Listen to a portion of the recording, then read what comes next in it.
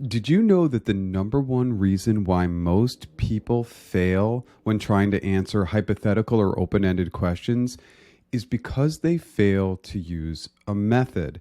And almost every company will ask you what would you do in X scenario? I want you to imagine you're in Y scenario. What would you do? Your ability to answer hypothetical questions is absolutely critical to your success in any interview at any company. So, how do we get past that? Just like on the behavioral side, where we have the STAR method, for hypothetical and open ended questions, use the C.F.A.S method. So, what does C.F.A.S stand for? We're going to start off by clarifying. Then we are going to present a framework. Think of a framework like an outline. Then we are going to make some role-specific assumptions, specifically the role you're interviewing for. And then we're going to solve. And hopefully with an engaged interviewer, you are going to provide multiple solutions. So let's go through an overview. Let's go high level and let's just talk about each one of these sections a little bit. So one of the most critical items when thinking about using the C.F.A.S method is transition statements. We have to kind of present that we're going through this methodology. And one of the major reasons why is we're trying to build connectivity with our audience and we want them to understand our approach so they don't cut us off and say, well, that was a great answer, and then they move on. We got to be able to get through all the steps. So the intro statement, you hear the question, obviously you restate it, you write it down, you take your time, and then you would say to your interviewer, my fake interviewer is always Sue, so we'd say something like this. Sue, before solving, I'd like to ask a few clarifying questions. The reason for this is we're setting the tone. We're letting Sue know that we're going to ask clarifying questions. So what are we trying to do when clarifying? I've noted this as about a minute. This is really hard to predict based on interviewer engagement, but we're trying to start by identifying the key ambiguities in the question. Are there any concepts, items, words that have some ambiguity? Chances are 100% that that's going to be the case. So you want to clarify those items. Something in the neighborhood of 3 to 5. You really want to pick up on your interviewer's body language and see how they're adapting and adjusting. Hey, if they're really not responsive, maybe you default to less. If they're really engaged in answering your questions, default to more. The biggest key here is only ask yes or no or either or questions. Why? It's weird. In a normal world, we're asking open-ended questions to actually data gather. Interviewing is not the normal world. So you're going to want to close your questions to give them options. So, for example, you would ask, is it A or B or both? Or you might ask a question, is it X? Yes or no? And what this does is it allows your interviewer to easily grab at something and ultimately give you answers that will help guide the rest of your answer.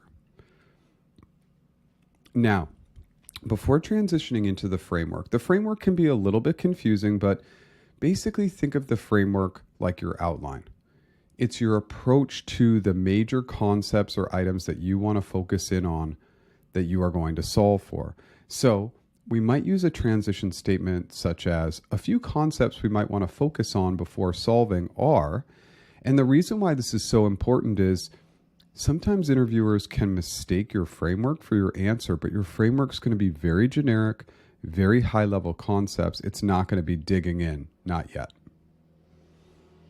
So with the framework, I like frameworks that are probably somewhere in the neighborhood of 5 to 7 concepts, but a minimum of 3.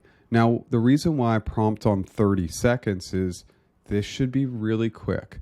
We're not trying to provide a lot of additional context. We're just trying to provide the words. So we want to connect those concepts to the core question, and then we're going to choose 1 or 2 concepts to begin our solution, and we'll get into that in a moment. So what does that sound like? It might sound like you introduce that transition statement and you may say, Sue, goals and objectives, historical data, scope and scale, timeline, budget, and working with those critical stakeholders are going to be the most important items to focus on. You can see the brevity. Again, think of your framework like a very, very brief outline. Think of it like the chapters of a book. Now, assumptions. This is kind of one of the biggest misunderstood areas, but you always want to make role-specific assumptions. Why? Because it helps the interviewer picture you in the role. And this can be the easiest of all the transition statements. Something like, let's make a few assumptions. Or, assuming I'm in the technical recruiter role for Google, I would make the following assumptions. Sometimes you can connect it back to the role if you like, but naturally you're always going to do that. Whether you state that piece or not is up to you. So with assumptions, similar to the framework, laser fast. You're thinking 30 seconds or less. So the first bullet is actually confirming any details clarified by the interviewer. So if they do answer any of your clarifying questions, you're going to state, hey, here's what we know. And so you're stating those 1 or 2 or 3 items, and then you're going to make your own assumptions to fill in the gaps. So you definitely want to speak from the perspective of the role. I've mentioned that a few times because it's the most important item. If we make assumptions that are role related, they're going to start to picture us in the role, and then preface key people, processes, and or technologies, etc. So what does that mean? So if I'm going into a client-facing role, I'm not going to say, hey, I'm going to assume that I'm working with this client. I'm going to assume that I'm working with a flip-flop retailer who has online and brick and mortar stores in the US. It's very specific, but now they can see you solving for a specific challenge. It's different. It is going to feel risky. The bigger risk is not solving for something specific for 2 reasons. One, if you solve for something specific, you are creating a great visual for your interviewer. So that's really your starting point. And then it makes it easier for you to solve too. If you're solving for a generic client, it's hard to dig into the details. If we're solving for a flip-flop retailer, well, we can make more specific solutions. And again, that's getting them to picture you in the role.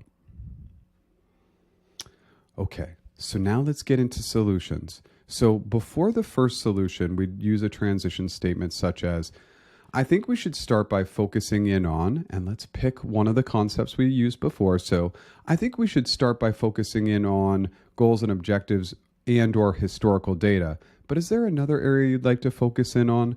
So now you're bringing connectivity back to the framework, and you're not trying to solve for everything. It's a major challenge for most people when answering hypothetical questions is they try to solve for everything.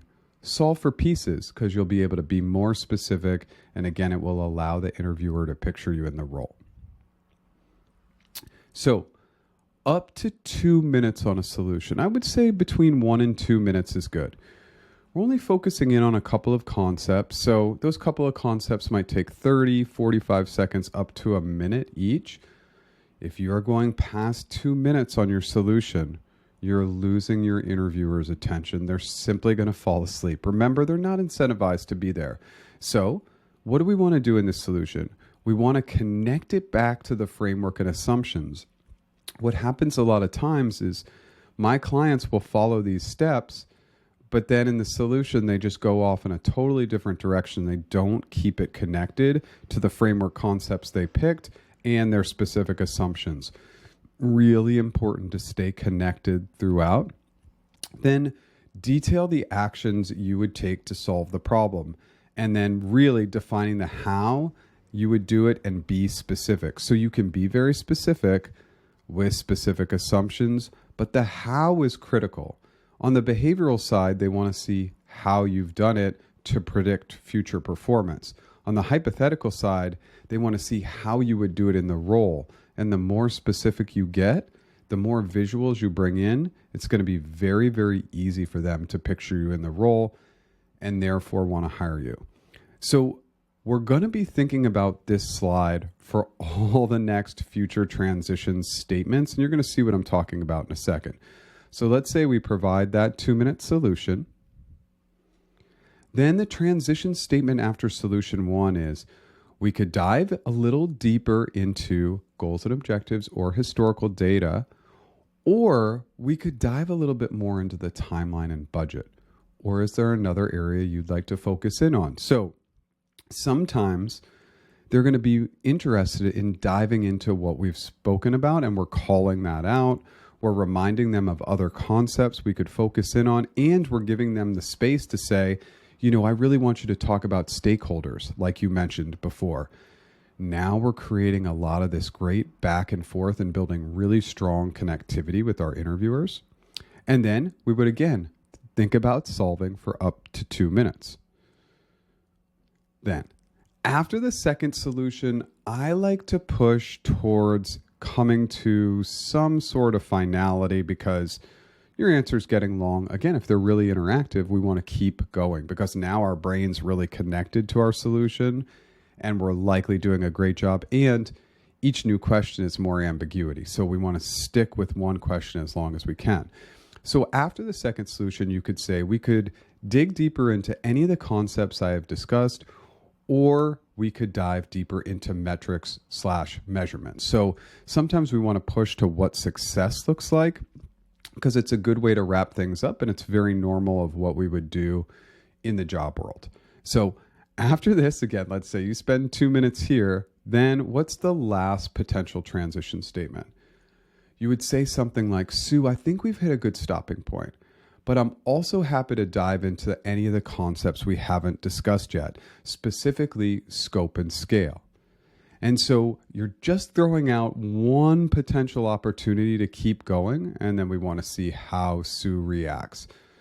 Typically getting to 3 or 4 solutions, I would say, is relatively uncommon, but engaged interviewers might allow you to keep going. And we're always probing them towards something specific, because if we just say, any more questions, anything else you want to talk about, they are not going to give you anything to talk about. They're going to stop and they're going to move on.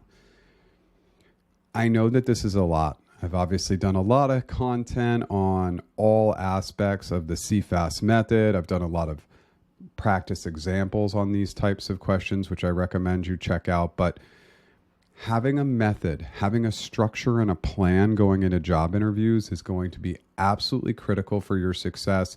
And I really hope this video helps. Thanks so much.